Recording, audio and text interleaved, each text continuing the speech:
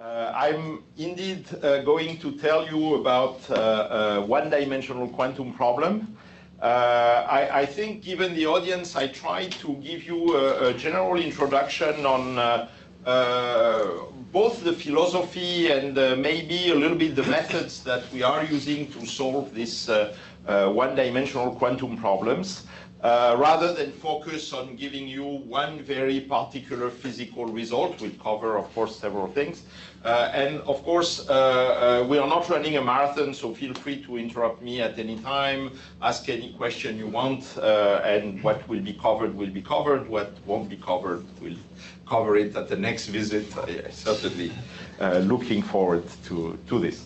The people who did the work, this is the group in its actual incarnation, so I will tell you about the work of many people, but in particular Sebastian Grechner, who is here, Charles Bardin, Michele Filippone, and also Noam Kestin and Shintaro Takayoshi, and many of the work we did on one-dimensional systems were actually in collaborations with either other theoretical groups, too many to name all of them here, but also fantastic experimental groups, in particular the group of the late Claude Berthier on NMR, and several very distinguished neutronist people.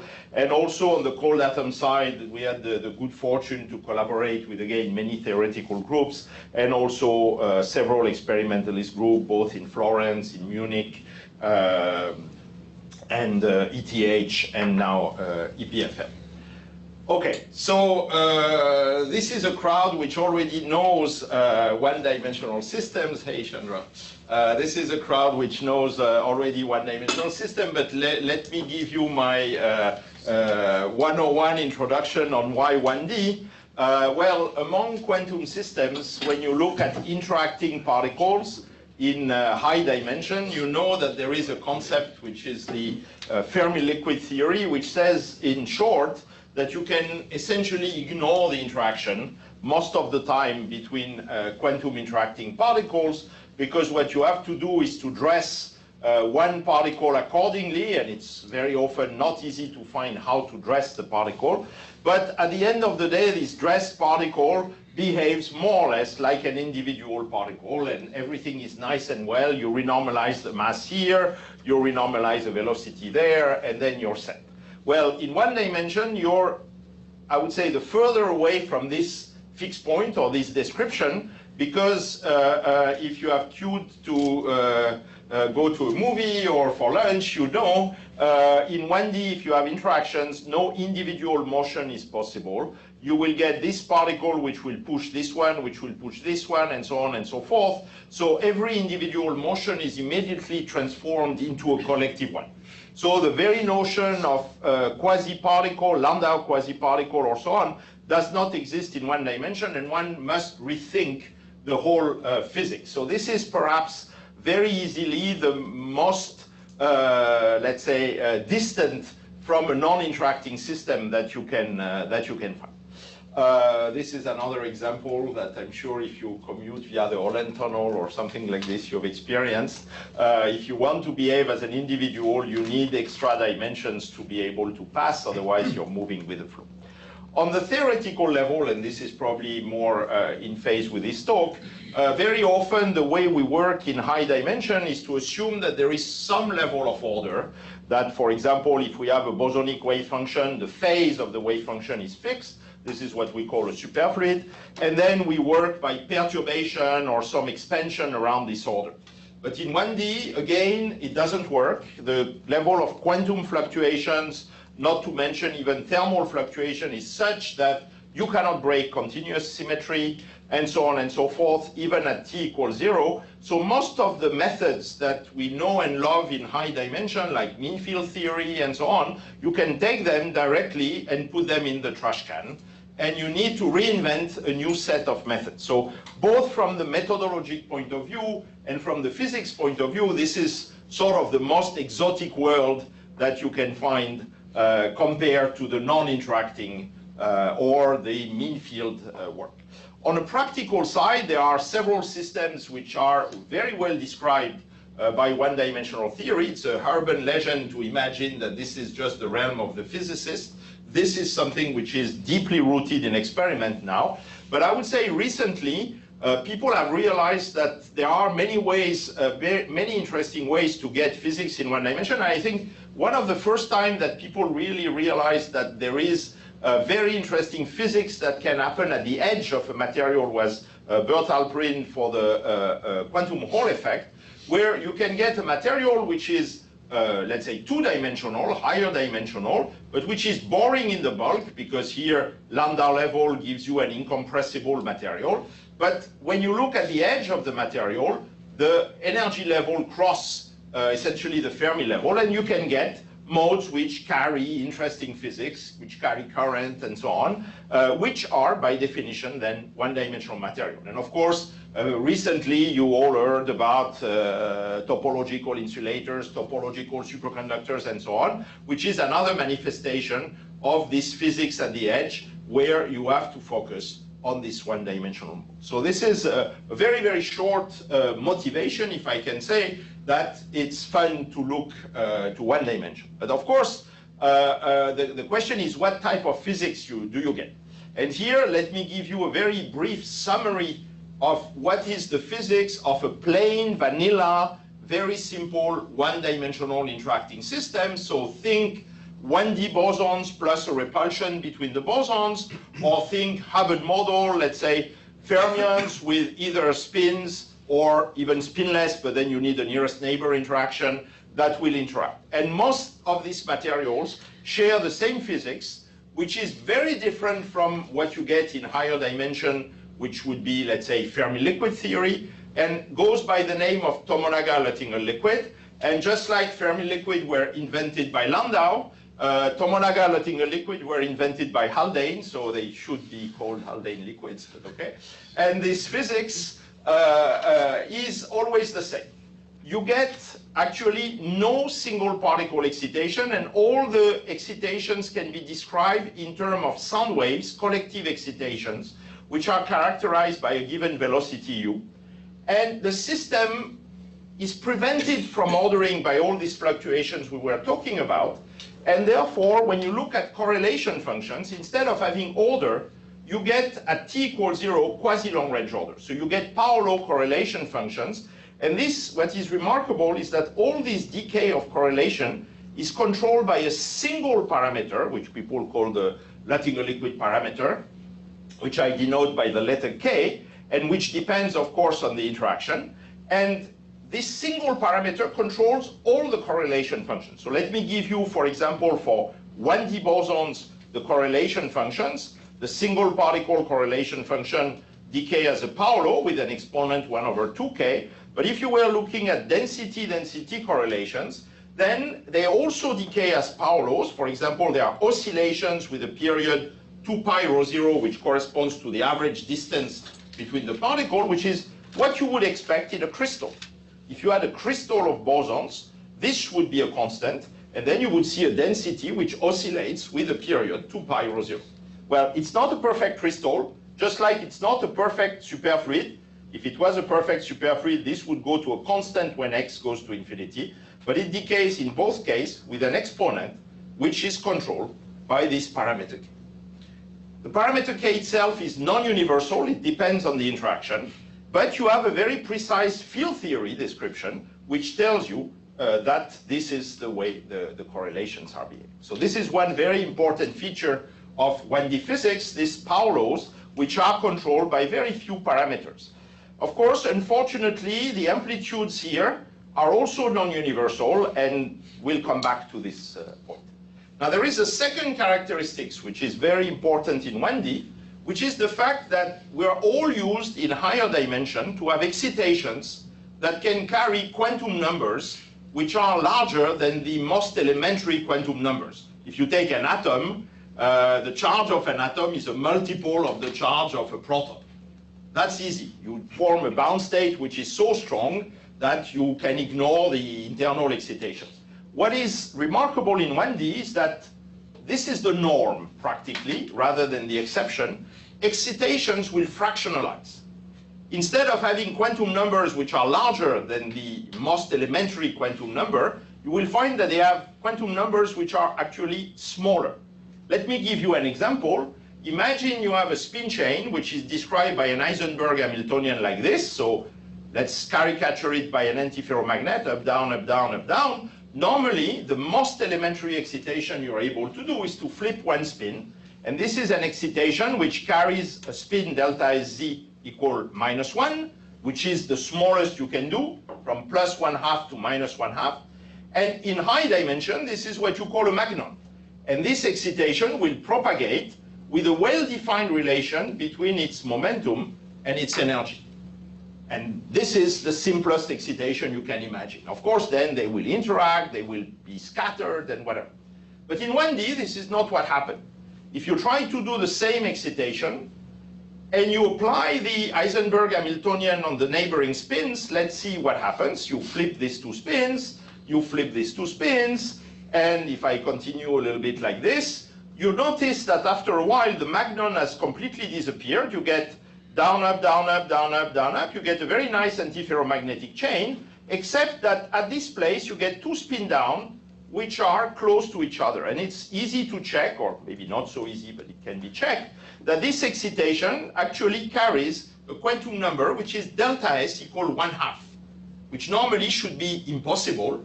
But because it's a non-local excitation, which actually is a soliton in the phase of the spin chain, this is possible, and you can say that the magnon has fractionalized into two of this excitation, which people call spinons, and which will carry a quantum number which is smaller than the elementary quantum number you would expect. In high dimension, you can get things like this, like Laughlin quasi-particles for the fractional quantum Hall effect, which carry a charge, let's say 1/3. This happens, but this is the exception. Most of the time, you get quantum numbers which are the charge of the electron or the spin of the electron or something like this. In 1D, it's the norm. And what is even better, this excitation have a topological nature. Because here, the phase of the spin chain is untouched. Here, the phase of the spin chain has been changed by a factor of pi, which means that if you measure the difference of the phase between this end of the system and this end of the system, it's quantized and carries a topological index. So again, if you want to have a very sort of caricature of the 1D world, power laws, fractionalization of excitation, and topological excitations. And this is a wonderful world, but as you see, it's not Kansas anymore, if I can quote a famous movie, and it's very different from a standard Fermi liquid. The other thing is because the magnon, for example, has decomposed into two spinons, you will very easily get continuum of excitations because you can spread, for example, the momentum between the two excitations, and therefore, instead of having a very nice, well-defined energy-momentum relation, you have now a continuum for excitation. So here would be the continuum of excitations that you would get by trying to create a spin excitation as a function of its momentum into a spin chain. All these states are actually a load in energy. Okay, now, how do we treat? As I said, if we want to treat, we cannot use the standard toolbox that we have normally in high dimension. So there are various techniques. One of the most ancient and well-known technique is the so-called Betteranzatz, which consists in solving exactly the problem. And this is a remarkable technique. I won't discuss it too much during this talk for various reasons. The first one, it's limited to a very restricted set of models, but a very useful set of models, contrarily to what one can imagine. Some of the results were obtained first by this technique, which is remarkable. And second, it took a long time to obtain more than just to know that the model is exactly solvable. So this is something which is remarkable, that what you know from this technique is that you can solve exactly the model, but you don't know the solution. Then if you work 20 years, you get the solution for a finite number of particles. Then if you work for 40 years, you get the thermodynamics, and if you work for 60 years, you can get the correlations. And very recently, for both the Bose system with contact interaction and the XXZ chain, the correlations could be computed, which is a remarkable fact. And this technique is very useful. I don't want to cheat the people too much. No, it's a very useful technique, but for question of times, I won't discuss it. So let me discuss actually two of the techniques. The first one is a field theory description. You all played with field theory. And field theory is fantastic because it ignores, in a way, the microscopic details of the Hamiltonian and try to give you something which is valid at long distance, large time, low energy. And this is, of course, an asset. In 1D, this technique has a name. It's called bosonization. I won't describe the technique itself at all. I can recommend you a very good book on the subject. But I just want to tell you that using this field theory, you can obtain the type of correlation functions that I showed you here. This is the way out of the field theory that you obtain this type of things. As I said, you don't know what are the parameters k, you don't know what is the velocity u, you don't know what are the amplitudes you should put in your correlation functions, but you have very specific predictions. Like, for example, this decays as a power law, and the exponent here is exactly the inverse of the exponent you would get if you measure the density-density correlation function. So this is a highly non-trivial prediction that you can in principle test. You can, of course, use experiments to extract this exponent and then use it to predict another experiment. So you can use it like any other field theory, nonlinear sigma model, things extracted from RG, and so on and so forth. And let me just show you that this gives good results, and you can confront this field theory with experiments. So, for example, these are old experiments done by Martin Dressel, Leo De Giorgi, and George Brunner on the optical conductivity, the frequency-dependent conductivity on some horrible organic conductor. And you see that here, the conductivity decreases as a function of frequency in a weird way. And if you take the field theory of the 1D Hubbard model or extended Hubbard model, which is supposed to describe this material, what you find is a power law of the frequency for frequency above a certain cutoff here. And lo and behold, when you compare with experiment, what you find is that indeed, over more than a decade, the conductivity in this material decreases as a power law. And this puts you in good point to say that this is because the material has this Tomonaga-Luttinger liquid property. But of course, in this, for example, the exponent is a fitting adjustable parameter. You don't know what the exponent should be. So, of course, you have to say, now I should take this exponent and maybe take another experiment and see if I can get consistent results. And it's not so easy. You can also move to another type of system for which you know the microscopic Hamiltonian very well, like cold atoms. In cold atoms, contrarily to condensed matter, where actually we don't know very well the microscopic Hamiltonian because all interactions are very complicated, screen Coulomb interaction, which very often we caricature as simple Hubbard models or extended Hubbard model, but which in reality are much more complicated. But in cold atoms, the interaction is really a contact interaction, short distance. So we can say, the experimentalist give me the Hamiltonian, and then I can make solid predictions, which should be quantitative. By the way, the fact that in condensed matter we don't know the Hamiltonian, but we work with a typical energy scale of 10,000 Kelvin is also something which pleads in favor of using a field theory when we want answers at 10 Kelvin or 100 Kelvin. Rather than take a bad microscopic Hamiltonian, let's ignore it, go directly to the field theory, and after all, it's a better description at low energy than what we could do. For cold atoms, it's a little bit different. We know the Hamiltonian, so here is an Hamiltonian which is describing 1D interacting Fermi gas with contact interaction. So if you want fermions in a continuum with k-square dispersion plus a delta function interaction, and this was done in the group of Randy Hewlett, and we helped a little bit with theory. The theory was done by Piotr Grysins, was at the time in my group. And what is measured in this experiment, without going in too many details, is what is called Bragg spectroscopy. And forget what Bragg spectroscopy is for cold atoms. What is measured is the density-density correlation function as a function of frequency and momentum.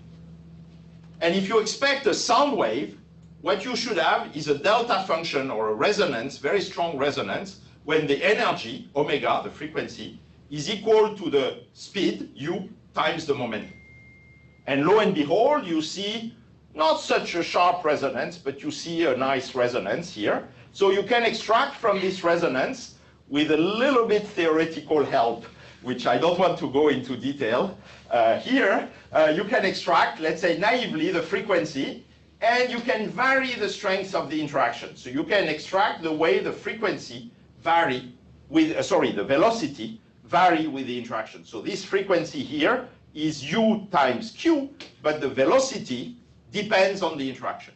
You can extract it, and this is the peak frequency as a function of gamma star, which is the interaction here, which is related to this parameter here, which is the so-called scattering length. And this is the theoretical prediction without any adjustable parameter, and you see that the data is quite decently consistent with this theoretical prediction. So I have a question on this. So probably the line shape and so on is a universal curve that can be predicted from field theory. Okay. But the quantitative dependence of something like velocity on coupling strength, that is non-universal, right? So this is a model which is simple enough. It's the Godin-Young model, so that we have a better advanced solution. Okay, I'm with you. So we can get the exact velocity. Actually, the line shape is a mess, because of course they have 10,000 tubes, each one with its own density due to the bloody confining potential in the gap. I should watch my language because this is recorded. No. So more seriously, this width here is much broader than the intrinsic line shape, which is due both to the temperature, but more to the broadening due to the many tubes, each one with its own velocity and each one with its own broadening. So actually these lines are not fit to the data. They are theoretical prediction that Piotr made, and they fit the data quantitatively. But we have the solution, we reconstruct via LDA the line shapes, and we compare with the experiment. We use the LDA approximation. We use the LDA approximation. So it would be great to have the same experiment done in a box where we could measure directly the peak velocity and the line shape separately. By the way, this velocity here is not the peak here. The real velocity is somewhere there. Because each tube, as you move away from the center, the velocity decreases because the density decreases. The maximum here in the observed thing is not at the density of the center tube. Okay, so just to say, one can do the calculation, but this is not so trivial. Okay, this made an over-enthusiastic news place say that it confirmed the 50-years-old theory. I think factually this is correct, but I'm sensitive to 50 years old this year. Okay, never mind. Let me give you another case where the field theory was super useful.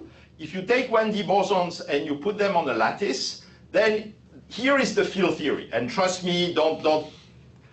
If you want to know how one reaches this, I'll be able to tell you, but for the moment, trust me. This is some field phi, which is related to the density, which is fluctuating thanks to this action. And this is something which is produced by the existence of a periodic lattice, which is superimposed on 1D bosons in a continuum. And you see very well what will happen. This term would like to pin, this is the same phi actually.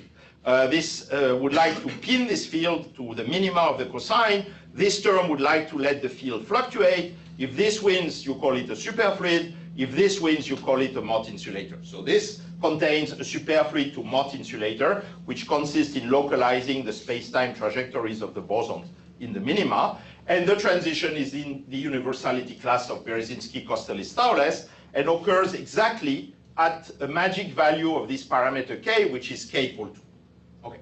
This was predicted first by Haldane in a beautiful paper and could be extended to all commensurability and type of transition. If you want to have more details, you have the reference. Can we test this? Well, again, let's turn to cold atoms.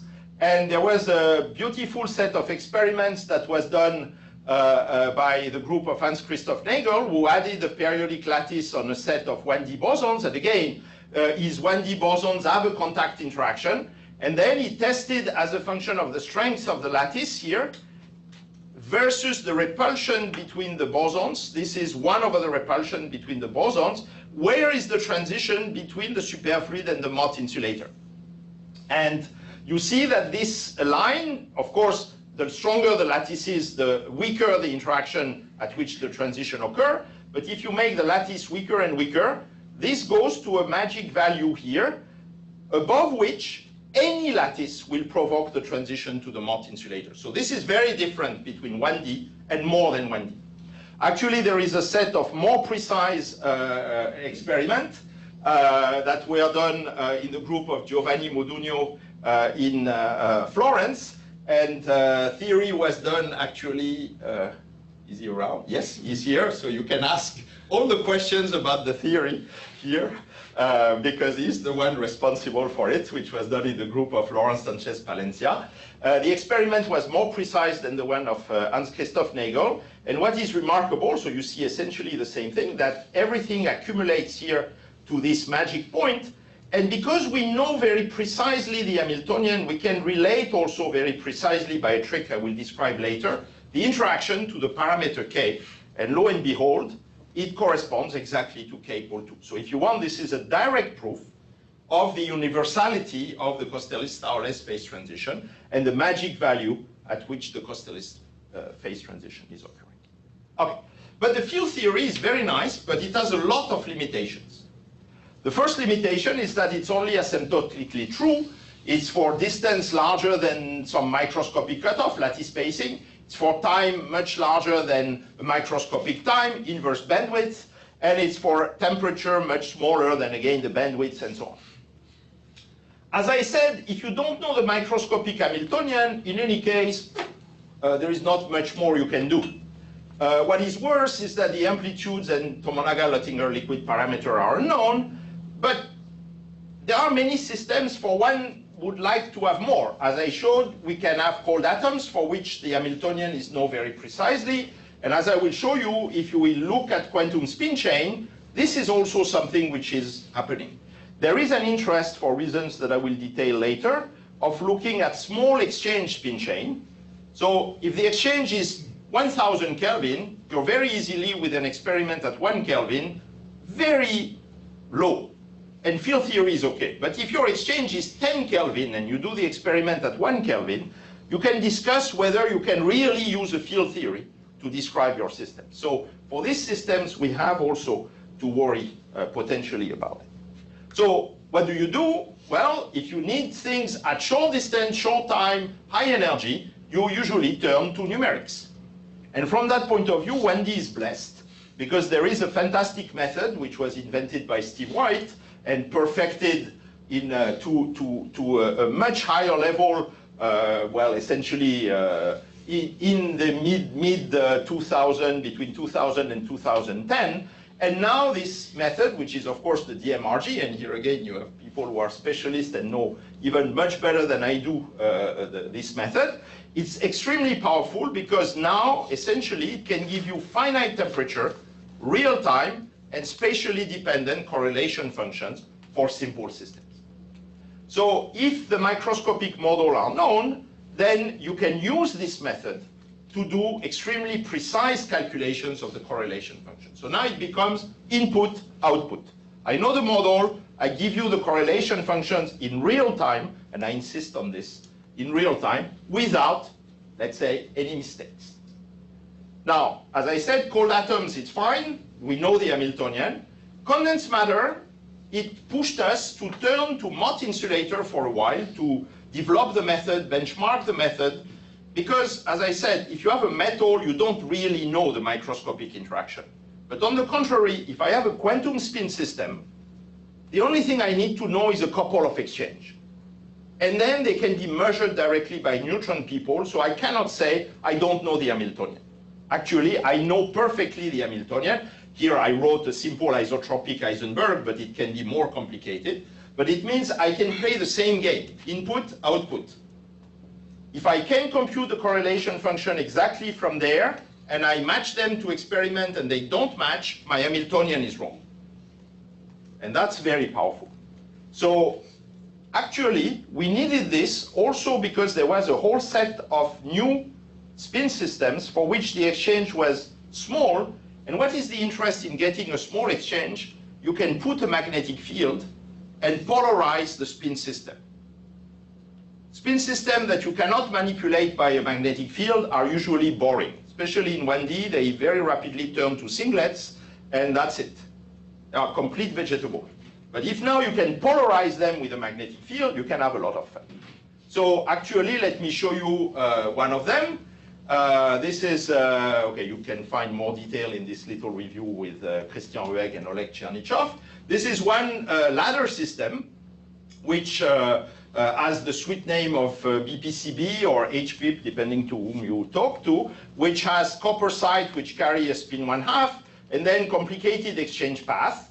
So the exchange here is about 12 Kelvin, the exchange along the legs is about 3 Kelvin, and the exchange inter-ladder is extremely small, of the order of 50 millikelvin. So this is really an excellent approximation of a 1D system. Although the compound is bulk, the material is essentially describable by 1D system.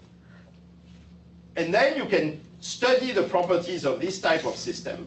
And what is even more interesting, you can study it in the presence of a magnetic field. And now you see, I can play the game by saying if a spin 1/2 is like a hardcore bosons, then I have a fantastic quantum simulator for hardcore bosons on a lattice. I can control the density of bosons by the magnetic field, and I can measure the density of bosons by simply measuring the magnetization. So this is a quantum simulator which is coming from condensed matter, but which is as precise and even much more precise than most of the quantum simulator for quantum bosons on the lattice that you can get out of the core lattice.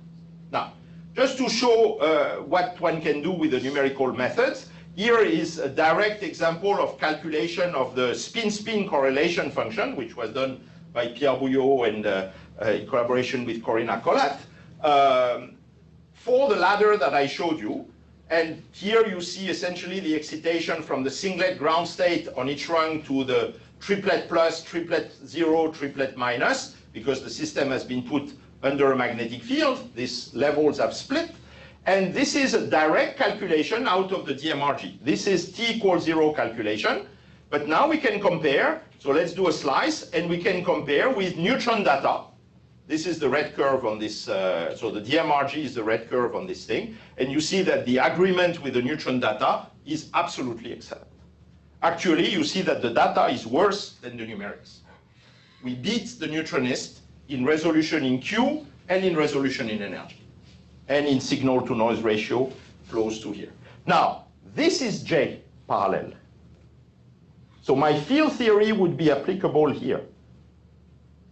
There is no way I'm going to describe this data out of field theory. I need the numerics for that, because it's at energies which are comparable to the exchange.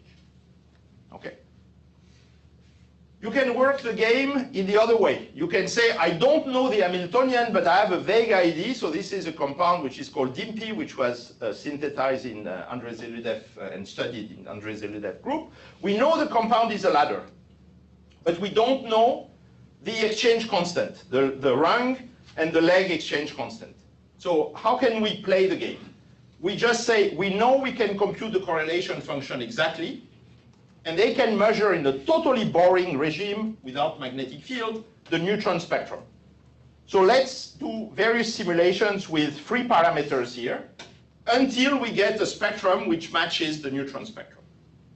And this is here the comparison. So the lines and the colors are the numerics. The points are the measurements.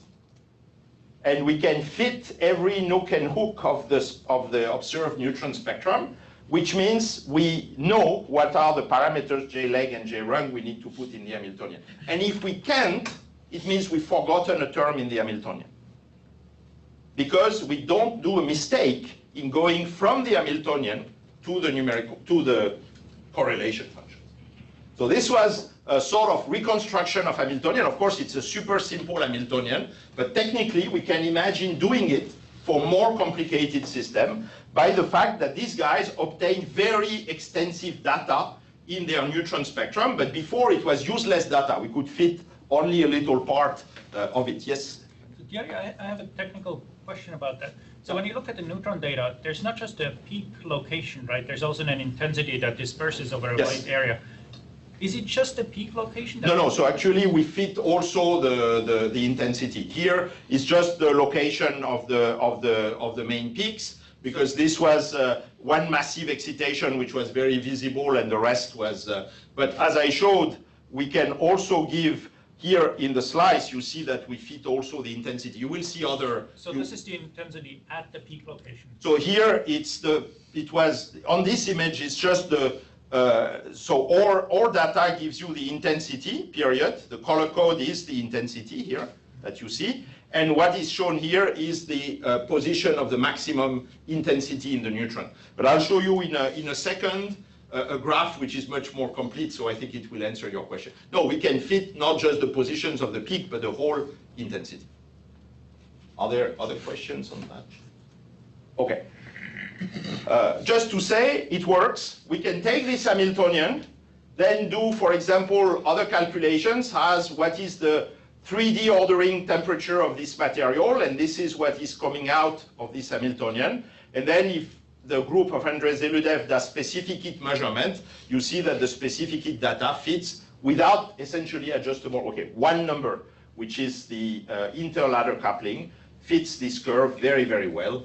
So there is predictive power in this procedure. So the interladder coupling is treated in a mean field manner here? So here it's treated in a mean field manner, and I'll come to that. It's a very good point, and that's a point of very strong insatisfaction for me. The fact that we do mean field. Yeah, I think it's very important. Yeah. I see. Okay. So here it's not important, it works. Well, apparently. But we'll come to that. Here is, in answer to your question, here is a more complete spectrum to test whether a bound state of magnon existed, okay, or spinons actually existed. I won't go into the detail of why it's interesting. Here is the computed spectrum from DMRG. This is again a spin-spin correlation function. And on the left is the measured intensity by the neutron people. Here are the dots coming from the previous measurement where they had just the position of the peak, but here they get the least one can say is that the agreement is excellent. Also, the least one can say is that, again, we beat the neutron people in terms of resolution, signal to noise, and whatever. Okay, so this is very satisfactory. This is precision measurements that one can do in condensed matter. Here is another thing. This was mostly T=0 calculations, but now we know also how to do finite temperature, not only theoretically, but practically. And this was done in particular by Emmanuel Coira for his thesis, using a code that was in particular developed by Peter Bartmettler and Corinna Collat. And here is the calculation of the so-called nuclear magnetic relaxation rate. It doesn't matter really what it is. I'm sure most of you are familiar with it. It's again a spin-spin correlation function. It's a local spin-spin correlation function at zero frequency, essentially, which makes it particularly difficult because temperature is the control parameter. Now, this is exactly what I was saying. Here are the data. And this is an XXZ chain with an anisotropy parameter. So this is the XY chain, and delta = 1 is the isotropic Heisenberg, and this is increasing the JZ between 0 to 1. It's not really important. What is important is that let's say the dots here are the numerical data, which is the exact calculation of this. What are the lines is the field theory. Because we know from the same field theory that I discussed before how to compute this thing. And you see what happens.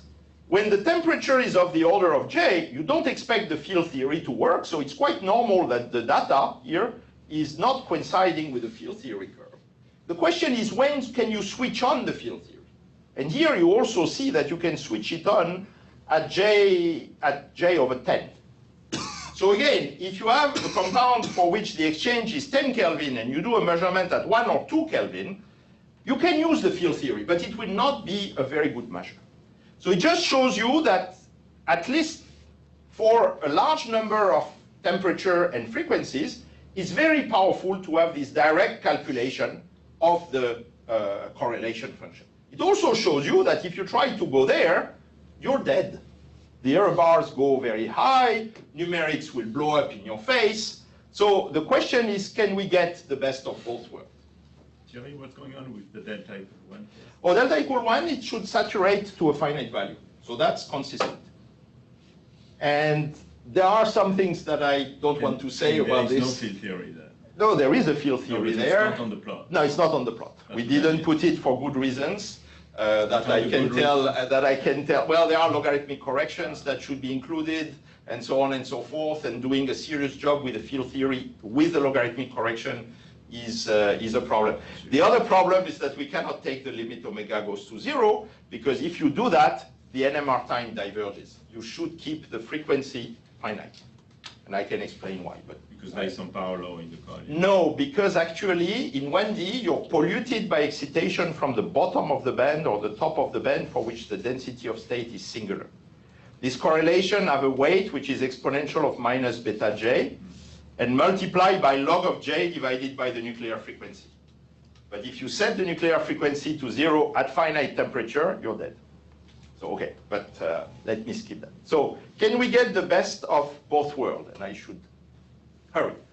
Numerics, yes.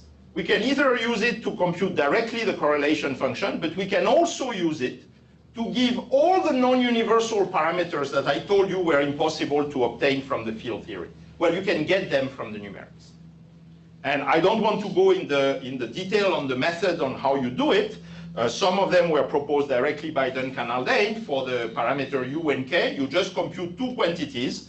You match the numerics with their expression in terms of u and k, and bingo, you have u and k. For the amplitudes, it's a little bit more complicated. You need the short distance behavior of the correlation function. You have also exact Bethe-Ansatz expressions that were derived by Lukyanov and Zamolodchikov. But the main message is that you can get these parameters out of the numerics.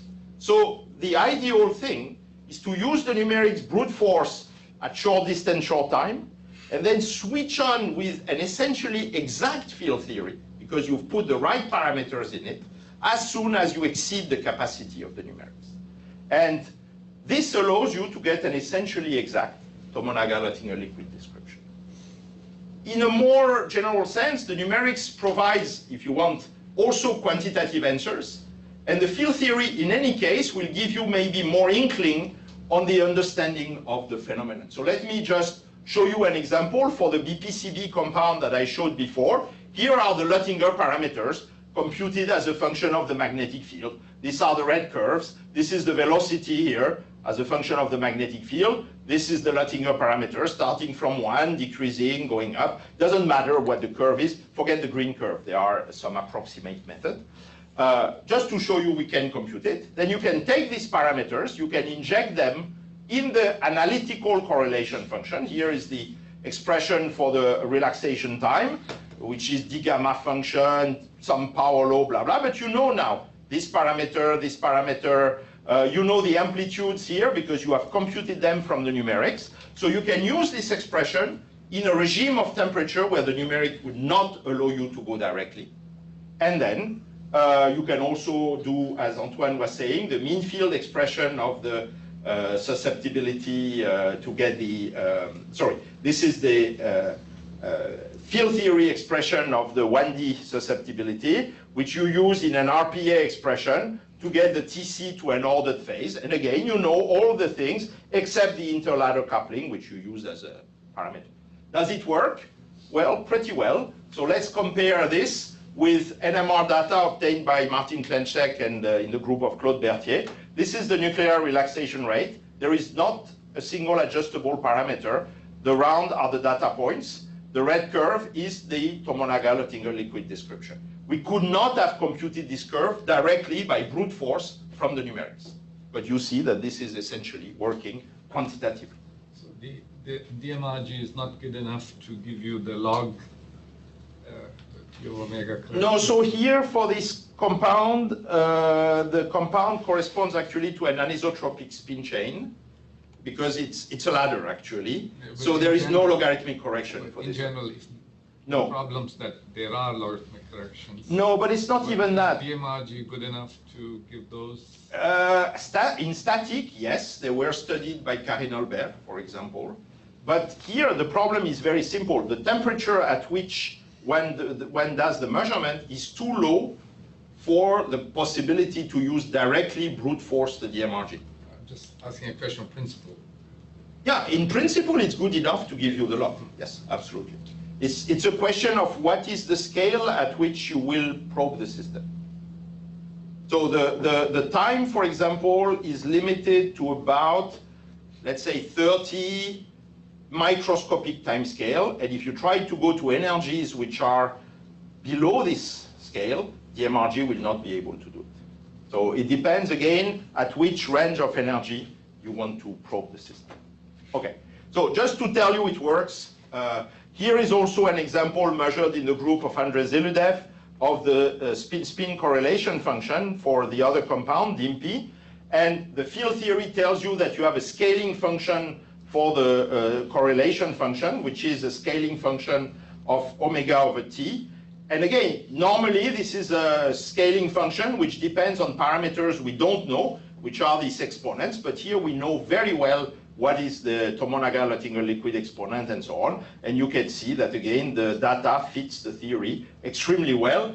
And the theory doesn't have the exponent as an adjustable parameter. This is a fit with only one adjustable parameter, which is the rescaling, the vertical rescaling, because the correlation function is a neutron count. They don't know the answer. So this allows to get a very, very precise thing.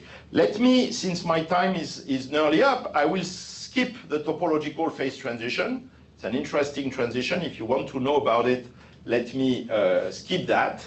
And let me just, because I don't want to finish with the fact that I leave you with the impression that that's it. We know everything in 1D, and let's do something else.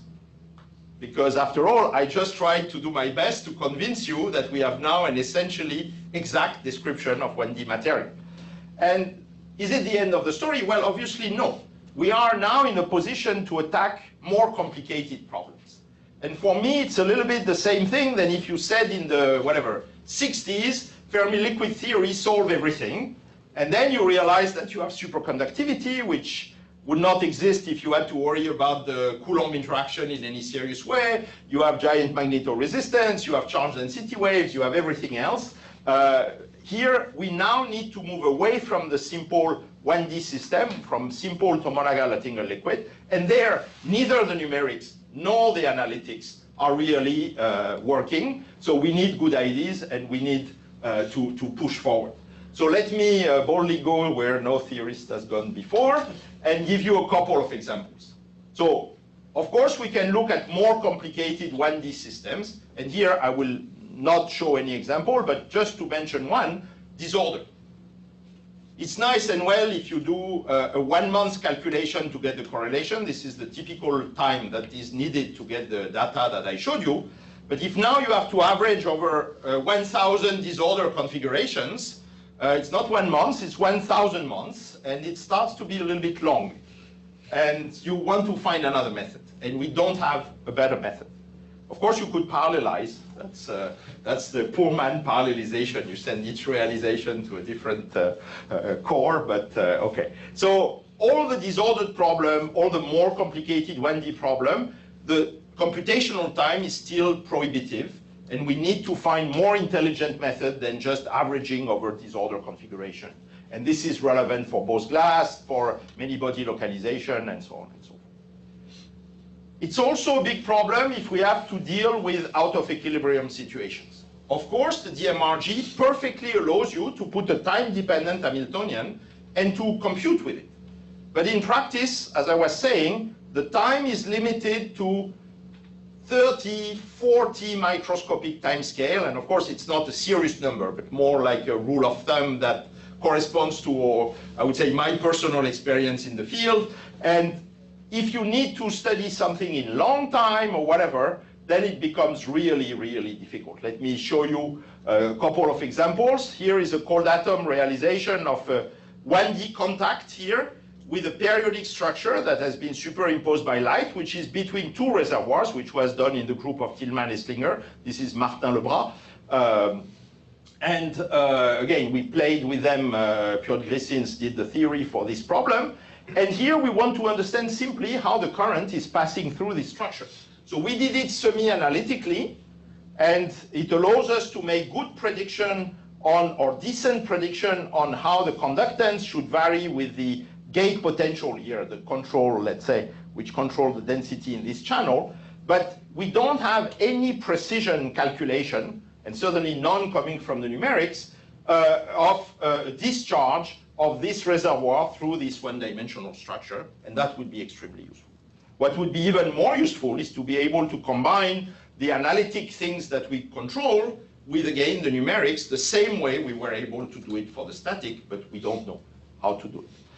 More recently, we looked at the Hall effect, which is, I think, a very interesting and important question, and with Antoine, we committed a certain number of papers on the subject, which sounds to be a very simple question. I pass a current in this direction, I put a magnetic field perpendicular, this deviates the particle, and the urban legend is that this is essentially 1 over the number of particles, and it works essentially if you have non-interacting particles and the spherical Fermi surface. If you have non-interacting particle, we have all this very nice Thouless-Komoto formula, which relates this to Chern numbers and things like this. But as soon as there are interactions, everything goes through the window. And so here, we try what we can. Analytically, it's a very hard problem, and I don't want to discuss in detail why. Numerically, it's also a very hard problem, because if you want to do it, for example, for a ladder system, you have to pass a current in the system, and DMRG is very unhappy when you have periodic boundary condition, and if you don't put periodic boundary condition, then your current will crash at the end, and computing your Hall effect is a difficult proposition.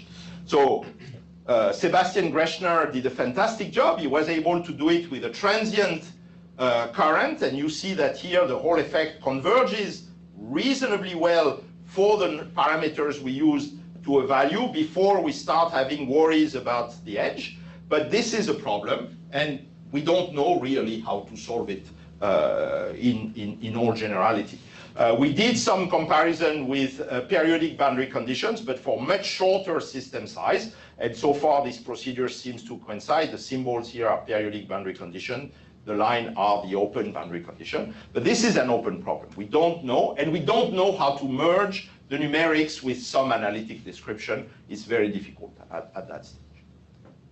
And of course, last but not least, let's go back to higher dimension. We have this very controlled solution in 1D, but we would like to now embed this 1D world into higher dimension. One way to do it is to have a 1D system plus a quantum mass. Let me give you an example, a superconducting wire, but which is coupled to a two-dimensional metal, which can exchange electrons and Cooper pairs with the metal. Where they dissociate, they are reinjected. We have some semi-analytical description, but to do it more completely is a very difficult issue.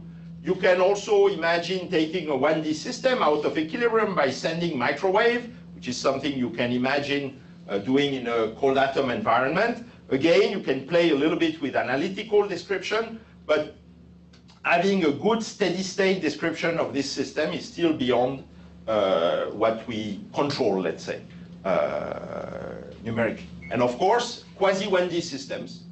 At the end of the day, we would like to go back to how does one go from the 1D physics to the 3D physics.